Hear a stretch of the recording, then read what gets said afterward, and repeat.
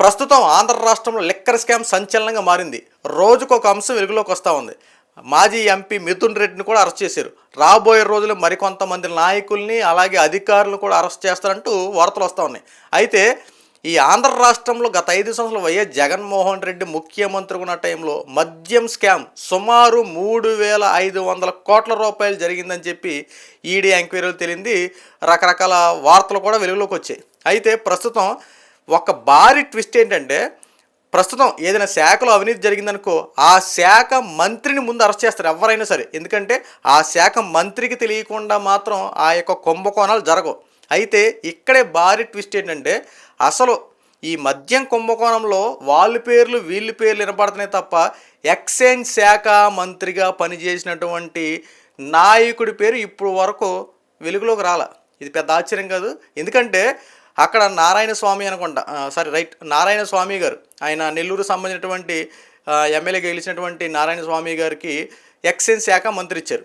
అయితే ఆయన ఒక దళితుడు. అయితే ఇక్కడ బాగా అబ్జర్వేషన్ చేయాల్సినటువంటి విషయం ఏంటంటే, ఏదైనా శాఖలో అవినీతి జరిగితే ఏం చేస్తారు, ముందు సంబంధిత నాయకుడిని అరెస్ట్ చేసి ఎమ్మెల్యే కానీ మంత్రి పదం చేపట్టిన వాళ్ళందరిని అరెస్ట్ చేసి ఎంక్వైరీ చేసి దాన్ని బట్టి ఎవరెవరు దీంట్లో హస్తం ఉందని చెప్పి వాళ్ళని అరెస్ట్ చేస్తారు. కానీ ఇక్కడ రివర్స్లో జరుగుతూ ఉంది. ఎందుకంటే ఒక్కసారి వాస్తవాలు తెలుసుకుంటే ఈ యొక్క మంత్రి నారాయణ స్వామికి సంబంధించినటువంటి సంతకాలన్నీ విస్తృత స్థాయిలో వాళ్ళే పెట్టేసుకొని వాళ్ళు రకరకాలుగా చేసేసి తన వెనక ఎంత కుంభకోణం జరిగినా సరే అతనికి తెలియలేదంటే ఒకసారి ఆలోచించండి. అంటే ఏ రకంగా మద్యం కుంభకోణాలు జరిగినాయో. అయితే ఈ యొక్క ఛార్జ్ షీట్లో కూడా ఈ నారాయణ స్వామికి సంబంధించిన పేరు కూడా మెన్షన్ చేయాల. ఎంతసేపు ఈ మిథున్ రెడ్డి అని లేదంటే కసిరెడ్డి రాజశేఖర రెడ్డి, కసిరెడ్డి రాజిరెడ్డి సంథింగ్ రకరకాల పేర్లు వినపడతా ఉన్నాయి తప్ప అసలైన వ్యక్తి పేరు మాత్రం ఇప్పటివరకు వినపాలి. ఎందుకంటే ఆ శాఖ మంత్రి మెయిన్ ఇంపార్టెంట్. అయితే ప్రస్తుతం ఈడీ యొక్క సిట్ అధికారులు ఈ నారాయణ స్వామి గారిని రేపు విచారణకు రావాలని చెప్పి ఆదేశించారు. ఎందుకంటే మీ శాఖలో ఎంత జరుగుతున్నా మీకు ఎందుకు తెలియట్లా, ఎంత అవినీతి జరిగింది ఏంటి అని చెప్పి ఎంక్వైరీ చేయడం స్టార్ట్ చేశారు.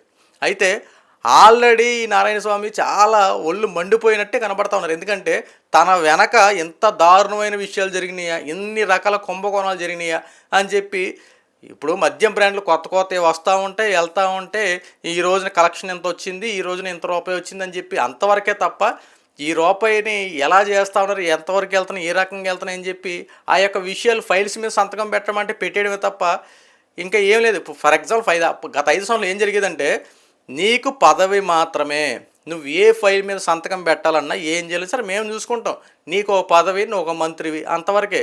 నీ సంతకాలు కావాలన్నా ఏం కావాలని పెట్టేసి అంత తప్ప నువ్వు ఏ ఫైల్ మీద పెట్టాలన్నా ఏం చేయాలని మేము ఆర్డర్ ఇస్తాం, దాని ప్రకారం ఫాలో అయినట్టు ఈ రకంగా ఉండేది తప్ప కనీసం తన యొక్క ఒక నాయకుడు, తన ఒక మంత్రి తను స్వేచ్ఛగా తన యొక్క అధికారాన్ని ఉపయోగించి నలుగురికి మంచి చేద్దామనే ఉద్దేశం ఆ యొక్క శాఖలో లేదు. అందుకే కదా ఈసారి 11 సీట్లకు పరిమితం అయ్యారు. నిజంగా వాళ్ళ యొక్క పవర్స్ సరిగ్గా ప్రజల కోసం ఉపయోగించి, ప్రజారక్షణ కోసం, ప్రజల కోసం ఉపయోగించేది చేస్తే ఖచ్చితంగా ఈ గెలిచిన మళ్ళీ ఎమ్మెల్యే అందరూ గెలిచేవారు.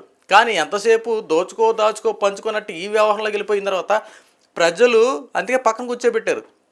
సో ఇప్పుడు ఏంటంటే ఈ మద్యం కుంభకోణంలో జరిగినటువంటి అతిపెద్ద విషయం ఏంటంటే, అసలైన ఈ యొక్క శాఖకు సంబంధించినటువంటి మంత్రిని రేపొద్దున ఎంక్వైరీ చేయబోతా ఉన్నారు. అయితే దీంట్లో కొన్ని కీలకమైన విషయాలు కూడా బయటకు రాబోతున్నాయంటూ వార్తలు వస్తూ ఉన్నాయి. ఎందుకంటే అసలు ఇప్పుడు ఈయన కనుక ఎంక్వైరీ చేస్తే ఇతనికి ఏమైనా రూపాయి ముట్టిందా, లేదంటే దీని వెనక ఎవరేంటి, ఎలా మద్యాన్ని మీరు తీసుకొచ్చేవారు, ఆ రూపాయి మీద మీరు ఎంత కలెక్షన్ అయ్యేది, ఆ కలెక్షన్కి మీరు ఎలాంటి సిగ్నేచర్, ఎలాంటి రూల్స్ అండ్ రెగ్యులేషన్ ఫాలో అయ్యారు, తర్వాత ఆ రూపాయిని ఎక్కడికి పంపించేవారు, తర్వాత వచ్చినటువంటి ఆదేశాలు ఏంటని చెప్పి ఆ శాఖ మంత్రికి పర్ఫెక్ట్గా తెలుస్తాయి. సో ఎందుకంటే మంత్రికి తప్ప బయట వాళ్ళకి అంత తెలియదు కదా. సో అసలు మిథున్ రెడ్డి ఎందుకు వచ్చాడు, లేదంటే కసిరెడ్డి వీళ్ళు ఎందుకు వచ్చారు, విజయసాయిరెడ్డి కూడా పేరు ఎందుకు వినపడతా ఉంది, అసలు దీనికి కింగ్ మాస్టర్గా ఉన్నటువంటి జగన్మోహన్ రెడ్డికి ఎంత ఏంటని చెప్పి ప్రతీది ఆరాధీయడానికి ఈ రోజున ఆ నారాయణ స్వామి గారిని మాత్రం ఎంక్వైరీ చేస్తే ఖచ్చితంగా విషయాలు బయటపడతాయి. అయితే ప్రస్తుతం కనుక ఆంధ్ర రాష్ట్రంలో మిథున్ రెడ్డిని అరెస్ట్ చేసిన తర్వాత అక్రమంగా అరెస్టులు చేశారని చెప్పి మాట్లాడుతూ ఉన్నారు. అక్రమంగా అరెస్ట్ చేయాల్సిన పని ఏంటి, ఖచ్చితంగా దాంట్లో అసలు మిథున్ రెడ్డి ఎందుకు ఇన్వాల్వ్మెంట్ అయ్యాడు, ఇప్పుడు లిక్కర్ స్కామ్ సంబంధించిన విషయాల్లో మిథున్ రెడ్డిగా ఎందుకు అంత అవసరం, పక్కా ఆధారాలు ఉండబట్టే కదా. ఈ మాత్రం కూడా ఆలోచించిపోతే ఎలాగా? అయితే ఈ రోజున జగన్మోహన్ రెడ్డి ఈ యొక్క డిజిటల్ మనీని ఎందుకు పెట్టలేదు? ప్రధానంగా ఒకసారి ఆలోచించండి. ఇప్పుడు ఆంధ్ర రాష్ట్రంలో కదా ఎక్కడ చూసుకున్నా సరే ఫోన్పే, ఎవరు క్యాష్ మెయింటైన్ చేస్తున్నారు ఈ రోజుల్లో? ఫోన్పేలు, గూగుల్ పేలు, రకరకాల ట్రాన్సాక్షన్లు తప్ప ఎవరైనా సరే కూలి పనులు ఇల్లు చేసుకునే వాళ్ళు తప్ప 100కి 75% ఈరోజు డిజిటల్ మనీనే వాడుతూ ఉన్నారు. కానీ ఇలాంటి తరుణంలో వైఎస్ జగన్మోహన్ రెడ్డి ఏం చేశాడు? మామూలు మనీయే, హ్యాండ్ టు హ్యాండ్, క్యాష్ పట్టు మద్యం బాటిల్ పట్టు అన్నట్టు జగన్మోహన్ రెడ్డి ఎంతసేపు క్యాష్ పట్టుకుని వెళ్ళు, నీ మద్యం బాటిల్ తీసుకుని వెళ్ళు అని చెప్పి ఇలాంటి రూల్సే పాటించేవాడు తప్ప అక్కడ ఎలాంటి డిజిటల్ మనీ అనేది లేదు. ఇంకొకటి ప్రధానంగా వాళ్ళు ఆరోపించే మాట ఏంటి? వైఎస్ఆర్సీపీ పార్టీ వాళ్ళు, జగన్మోహన్ రెడ్డి కూడా గవర్నమెంట్ ఇక్కడ లెక్కర్ అమ్మితే ఎక్కడైనా స్కాములు జరుగుతాయా, ఏం మాట్లాడుతున్నారో మీరు అని చెప్పి పెద్ద క్వశ్చన్ రేస్ చేశారు. అసలు సాధారణంగా ఎక్కడైనా ఒకసారి చూసుకుంటే ఎక్కడ చూసినా మనం ఒక మాట వినబడతా ఉంటుంది, పలానా లంచం తీసుకుంటూ దొరికిపోయినటువంటి గవర్నమెంట్ ఉద్యోగి అని చెప్పి చాలా స్పష్టంగా హెడ్డింగ్స్తో మరీ రాస్తారు. ఎక్కడైనా సరే లంచం తీసుకుంటూ దొరికిపోయినటువంటి ప్రభుత్వ ఉద్యోగి అని చెప్పి అక్కడ వచ్చినట్టు నాకైతే తెలియదు. ఫర్ ఎగ్జాంపుల్ మీరు ఏమనంటే చెప్పండి. ఎందుకంటే ప్రభుత్వ ఉద్యోగిను ప్రైవేటు ఉద్యోగి ఉన్న తేడా చూడండి. ఎందుకంటే గవర్నమెంట్ జీతాలు ఇస్తుంది కదా, గవర్నమెంట్ జీతాలు ఇస్తూ కానీ వీళ్ళు ఏమైతే ఉందో ఆ యొక్క అక్రమంగా సంపాదించడం కోసం చేయిలు పెట్టి డబ్బులు తీసుకుంటాం, బల్ల కింద చేతులు పెట్టడం, ఇలాంటి వ్యవహారాలు ఎక్కడ జరుగుతాయి? గవర్నమెంట్లో ఎక్కువ శాతం జరుగుతూ ఉంటాయి. సో ఈ రోజున వీళ్ళు మాట్లాడే మాట ఏంటంటే గవర్నమెంట్లో ఉంటే స్కాములు జరగవట, గవర్నమెంట్లో ఉంటే గవర్నమెంట్ అమ్మితే ఎటువంటి ఇబ్బందులు ఉండవని చెప్పి క్లారిటీగా చెప్తున్నారు.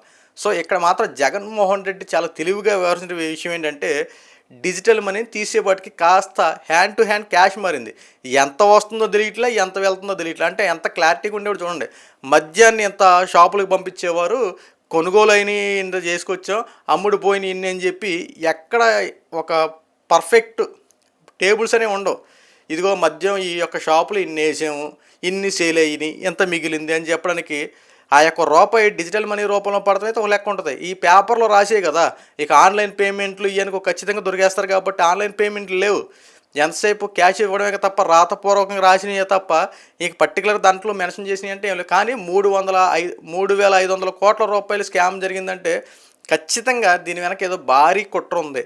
సో రాబోయే రోజుల్లో దీని వెనక ఎవరైనా సరే ఖచ్చితంగా దోషులు అయితే శిక్షింపబడతారు. ప్రస్తుతం ఢిల్లీ లెక్కర్ స్కామ్లో చూడండి ఏమైంది. అరవింద్ కేజ్రీవాల్ గారు ఢిల్లీ లెక్కర్ స్కామ్లో ఢిల్లీ సీఎంను కూడా అరెస్ట్ చేశారంటే, కవిత ముఖ్యమంత్రి కూతురును కూడా అరెస్ట్ చేశారంటే అసలు ఏ రకంగా ఆ యొక్క లెక్కర్ స్కామ్లో ఎలా పసిగట్టి ఎలా అరెస్ట్ చేశారో ఆంధ్ర రాష్ట్రంలో కూడా అంతే. ఎవరో చట్టానికి చుట్టం కాదు, తప్పు చేసిన వాడు ఎవడైనా సరే శిక్ష అనుభవించాల్సింది. కానీ ప్రస్తుతం ఈ యొక్క నారాయణ స్వామి కనుక నోరు తెరిచి ఏమైనా వాస్తవాలు కనుక చెప్తే రేపు ఖచ్చితంగా జగన్మోహన్ రెడ్డి వరకు అరెస్టుల పరం కొనసాగే అవకాశాలు ఉన్నాయి. ఎందుకంటే అసలైన కీలక వ్యక్తి, కీలక సూత్రధారుడు, పాత్రధారుడు ఉన్నాడో లేదో కానీ బయటపడిపోద్ది. ముందు ఖచ్చితంగా సిట్ విచారణలో ఈ నారాయణ స్వామిని కనుక ఖచ్చితంగా ఎంక్వైరీ చేస్తే ఖచ్చితంగా ఈ యొక్క అంశానికి ఇంకాస్త విషయాలు జోడించి తొందరలో ఈ యొక్క అంశానికి ముగింపు పలకొచ్చు.